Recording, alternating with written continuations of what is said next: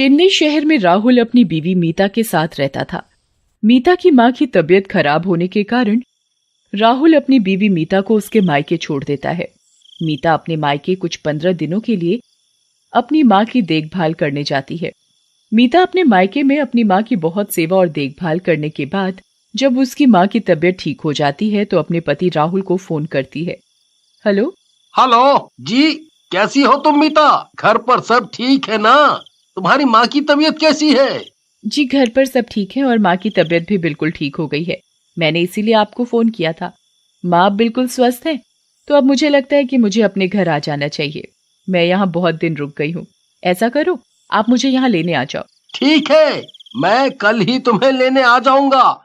तुम सब पैकिंग करके तैयार रखना। जी ठीक है, मैं आपका इंतजार करूंगी। राहुल अगले ही दिन मीता को उसके मायके से लेने चला जाता है। मीता और राहुल घर से बाहर अपने घर जाने के लिए निकल ही रहे होते हैं कि तभी मीता की माँ बोल पड़ती है। बेटा राहुल, ध्यान से जाना, रात भी काफी हो गई है और आज वैसे भी अमावस्या है। अमावस्या की रात को भूत प्रेत का साया बहुत ज्यादा होता है। तुम दोनों बिल्कुल ध्यान से जाना, बल्कि मैं तो बोलूंगी तुम आज रात यहीं रुक जाओ, कल सुबह जल्दी निकल जाना। अरे नहीं माँ, मैं अब यहाँ बहुत दिन रुक गई हूँ। कोई नहीं, हम आज ही चले जाएंगे ध्यान से। देख लो बेटा, बस कुछ ही घंटों की बात है। रात बहुत ज्यादा हो गई है और तुम्हें जाना भी दूर है। बीच रास्ते में जंगल भी पड़ता है। वो सुनसान जगह बहुत डरावनी है। मैं तो तुम्हें यही बोलूंगी कि तुम आज रात यहीं रुक जाओ। नहीं माता जी, आप ज्यादा परेशान ना हो। हम दोनों सही सलामत घर पहुंचकर आपको फोन करके बता देंगे। राहुल और मीता की माँ की बात नहीं सुनते और घर की तरफ निकल पड़ते हैं।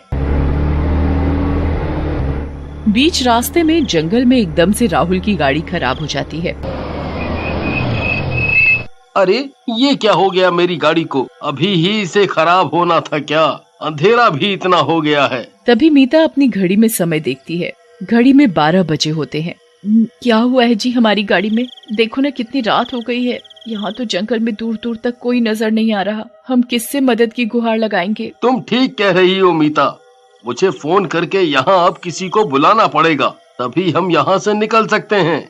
राहुल अपनी जेब से अपना फोन निकालता है। वो फोन को देखता है और हैरान और परेशान हो जाता है।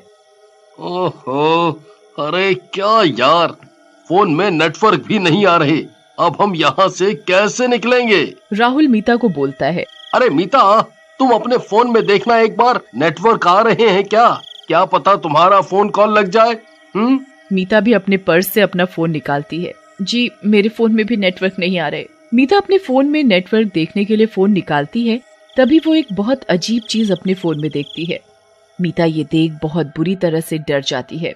मीता के फोन में वॉलपेपर खुद ब खुद बदल जाता है और एक डरावनी चुड़ैल का वॉलपेपर लग जाता है। अरे ये वॉलपेपर किसने लगाया? मैं तो कभी अपना फोन किसी को नहीं देती, ना ही मैं ऐसा वॉलपेपर लगाती हूँ। मुझे कुछ समझ नहीं आ रहा ये क्या हो रहा है।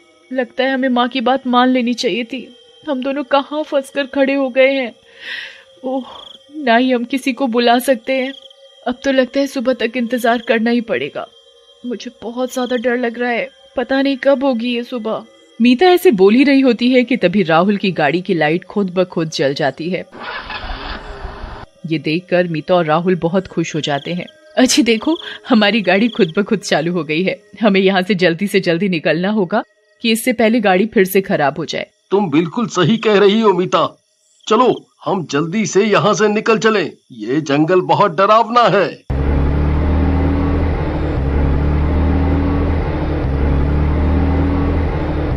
मीता और राहुल को ये लगता है कि उनकी परेशानी गाड़ी चलते ही दूर हो गई है, पर वो इस बात से अनजान थे कि उनका आगे रास्ते में एक बहुत बड़ी परेशानी इंतजार कर रही है। कुछ ही दूरी पर चलते हुए रास्ते में मीता और राहुल को एक औरत एक छोटे से बच्चे को लेकर खड़ी दिखाई देती है। वो औरत बहुत जोर जोर से रो रही होती है।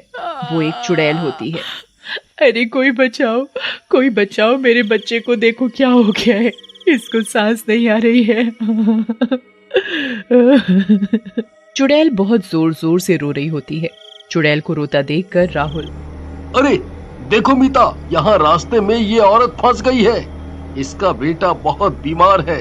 यहाँ दूर दूर तक इसकी मदद करने वाला कोई नहीं है। जी हाँ, आप सही कह रहे हो। हमें इसकी मदद करनी चाहिए। इसका बेटा बहुत बीमार सा लग रहा है।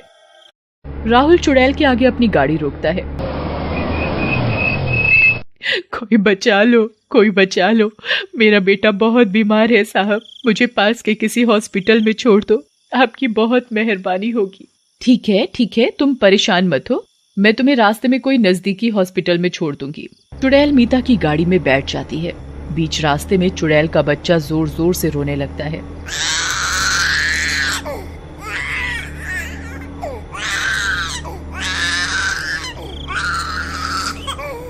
अरे ये बच्चा बहुत बीमार लग रहा है, ये इतनी जोर जोर से रो रहा है, लगता है मुझे गाड़ी और तेज चलानी पड़ेगी। राहुल बच्चे का रोना देखकर गाड़ी तेज चलानी शुरू कर देता है। राहुल की गाड़ी तेज चलने के साथ ही बच्चा रोना बंद कर देता है। ये देखकर मीता बहुत हैरान होती है। जंगल के रास्ते में चुड़ैल मीता से बात करने लगती है। मैं बहुत देर से आपका इंतजार कर रही थी, मेरा बेटा बहुत बीमार था, बहुत जोरों से रो रहा था। आपकी बीच रास्ते में गाड़ी खराब हो गई थी ना, इसी चक्कर में आप मेरे तक आने में थोड़ा लेट हो गए, नहीं तो अभी तक हमने ये जंगल पार ही कर लिया होता। चुड़ैल की ये बात सुनकर राहुल बहुत डर जाता है। आखिर इस औरत को कैसे पता चला कि हमारी बीच रास्ते में गाड़ी खराब हुई थी? हमने तो इसे उधर नहीं देखा, तो आखिरकार ये कैसे जानती है कि हमारी गाड़ी खराब हुई थी? कहीं मीता की माँ सही तो नहीं कह रही थी? अमावस्या की रात है और यहाँ जंगल में चुड़ैल का साया हो।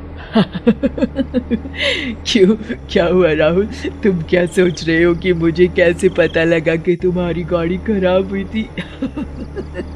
यही चल रहा है ना तुम्हारे दिमाग में? हाँ, तुम्हें कैसे पता कि हमारी गाड़ी खराब हुई थी? ये सुनकर चुड़ैल बहुत जोर जोर से हंसने लग जाती है और अपने असली रूप में आ जाती है।